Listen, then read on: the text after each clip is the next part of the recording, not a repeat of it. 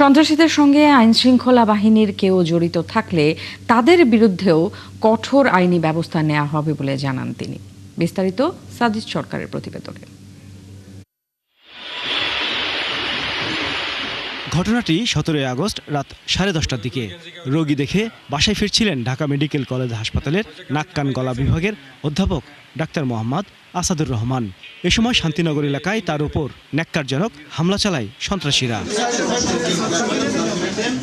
এই ঘটনায় দোষীদের গ্রেপ্তারে দেশজুড়ে সাঁড়াশি অভিযান চালায় আইনশৃঙ্খলা বাহিনী।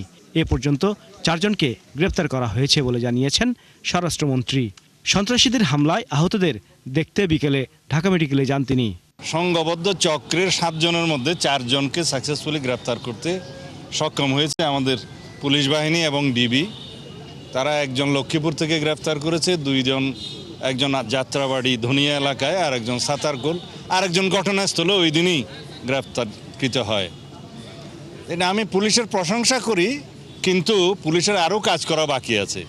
নিউ রিফ্রেশিং টেস্টে চিয়ার আপ। চিয়ার আপের নিউ রিফ্রেশিং টেস্ট এতটাই বেটার যে মন বলে চিয়ার আপ। চাঁদাবাজ সন্ত্রাসীদের আইনের আওতায় আনতে না পারলে আইনশৃঙ্খলা বাহিনীর বিরুদ্ধে ব্যবস্থা নেয়ার হুঁশিয়ারি দেন মন্ত্রী।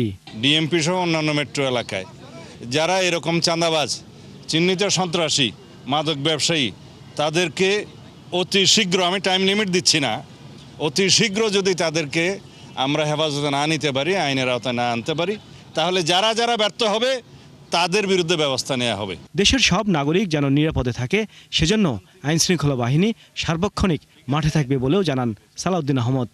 যা ব্যবস্থা নেওয়া দরকার সেটা নিয়েছে। সাজিদ সরকার, 71, ঢাকা।